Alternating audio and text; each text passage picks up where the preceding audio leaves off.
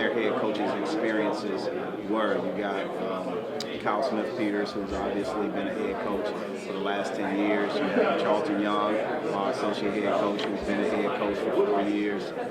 Dickie Nutt, 19-year head coach at the Division I level. And even Michael Fly, former head coach, who just won 20 games at Florida Gulf Coast. So we have assembled an unbelievable staff with great experience, staff that will be great at the development of our young people, which is most and importantly the thing that we have to keep in mind. What's going to get our young people better on and off the court, and obviously give them an opportunity to leave here better than they were when we got here. Yeah, and you've got 2 more scholarship spots open. Do you know where you're at with those? Yeah, absolutely. I'm excited about where we are with our 2 scholarships. I can't speak on detail of those individuals that we're pursuing, but without a doubt, we're excited and we're definitely pushing forward with who and what we've identified as guys that will add to our culture and add to the things that we need. Do you have like a time frame when you expect this to be filled? Or? No time frame. School starts in August, at the end of August, and that's the time frame at which all scholarships at that point should be filled, especially when it comes down to guys helping your program in the upcoming season. So for us, we're definitely going to go high, low, international, national, local, just try to make sure we do it the right way. Yeah, and Kobe Brown announced that he's sticking around yesterday. Can you just talk a bit about how big a deal it is for you to keep him here? Well, Kobe Brown, I think when we talk about the 3 guys that have decided to stay, Kobe Brown, Caleb Brown, Ronnie DeGray, those guys are great guys, but obviously it's well documented what Kobe Brown has achieved and accomplished in this infant stage of his career.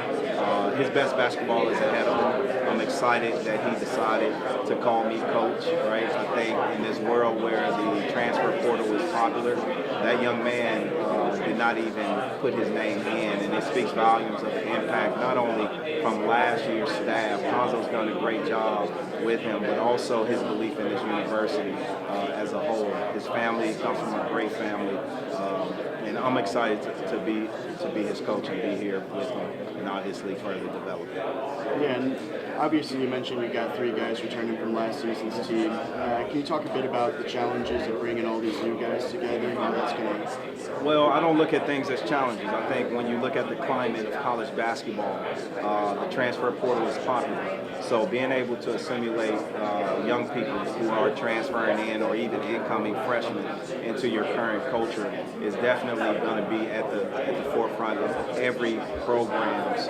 adjustment and transition. For us, as the head coach, it's my job to make sure each team, each year, which they all are different. You can have the same team, the same roster, and no turnover, but kids change over time. So you still have to bring out the best of those young people, and I'm excited to do that at this early stage in my head coaching career, and I'm looking forward to the opportunity to coach my first game here in the season. That's all I've got. No problem. Thank you again. No problem. Hey, Coach, How you doing, man? How you doing? Kevin Ryan. Good, KRC. good. Yeah, definitely. Pleasure. Definitely. You mentioned Kobe Brown just a few moments ago. To get as sincere and secure of a commitment from him. Instagram, it said home sweet home. It's him in the Mizzou Arena and all that stuff. Does that make your job a lot easier knowing that you have a guy rock solid like that coming back to help out this group? Yeah, I think whenever you have an anchor player like Kobe Brown in your program, it allows you to continue to build around him, but also it sets a pace for our future recruits, our current team. It sets the opportunity that this place is a beautiful place. The fans are definitely the type of fans that he's encouraged by and want to be a part of. The tradition here in Mizzou is a tradition that he has started, but also something that he's continuing throughout these next couple of years. His future is very bright, and I'm excited for him to be here in this journey and allow us and trust us with his career to push him forward. What do you like most about the staff that you assembled here at Mizzou, and Like, how can they help build the program, basically Absolutely. from the ground up with all the players that have entered and left? Absolutely. The staff, we have an unbelievable staff here that we've assembled. I truly believe experienced former head coaches. You look at my associate head coach, Charlton Young, in his years as a head coach, but also as a successful assistant in the programs that he's helped be successful, and the head coaches that he's worked along the side of. You look at Dickie Nutt, longtime head coach, 21 years in the business as a full-time Division I head coach. But also you look at Kyle Smith-Peters, a 10-year head coach at the junior college level. More than ever, have that experience at the JUCO level translates to the ever-changing landscape of basketball at this level, where you have the transfer portal and building teams in 1 year or 2 year fractions. You also look at Michael Fly, his head coaching experience, won 20 games last year at Florida Gulf Coast, and by way of his success becomes his career. And I truly believe you have Ryan Shawball, my former assistant at Cleveland State, former director of ops at Bradley, the success he's had in his career, but also where his future can land.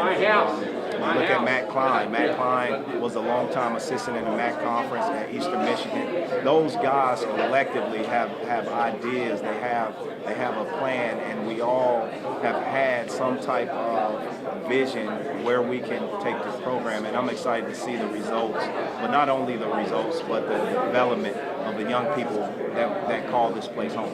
I think I can kick out of when you get a new recruit or you get a person to your staff, Twitter, they're looking for the gate signal, bat signal. It's kind of taking a life of its own. How about how that continues to be something that people look forward to and see and get excited about? Well, great things happen organically. That picture was simply a picture.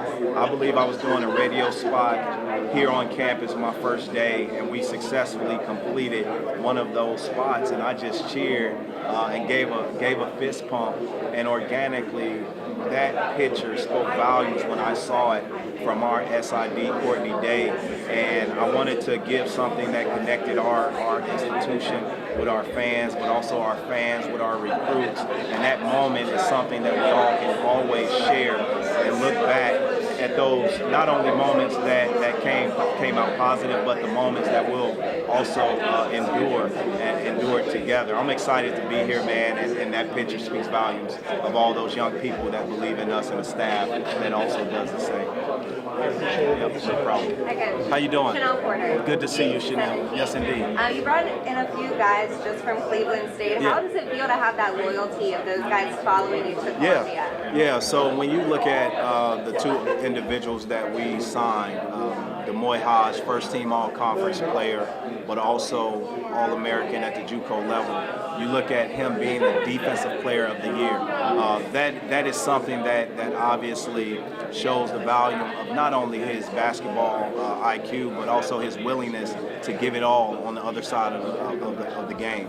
And you can have defense in some eyes, sort of downplayed, but those guys take pride in it. Trago Million the same way.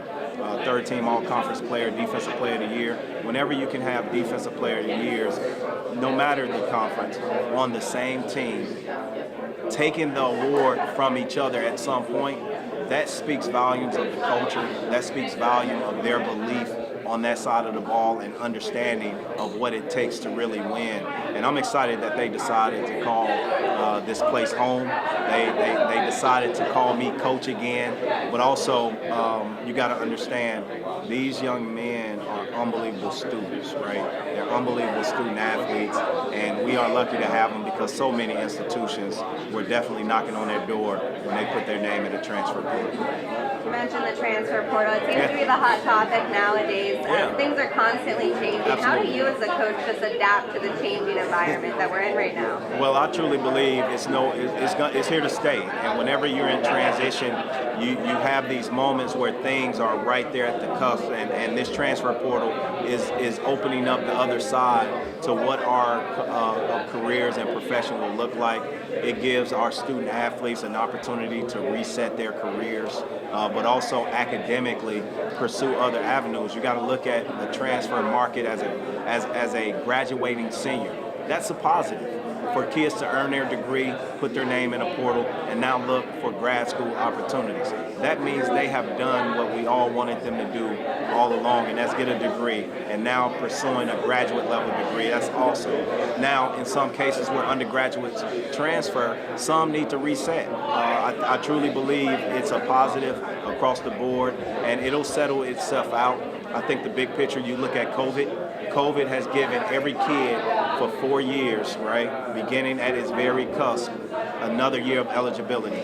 Well, that will impact the number of scholarships available for those seniors matriculating into the college level, and that math doesn't add up. So you're going to continue to see a change for the next 2 or 3 years, and it'll settle out and settle down, and I'm just excited to be here and at this point in my career, and that's pretty much it about the transfer portal.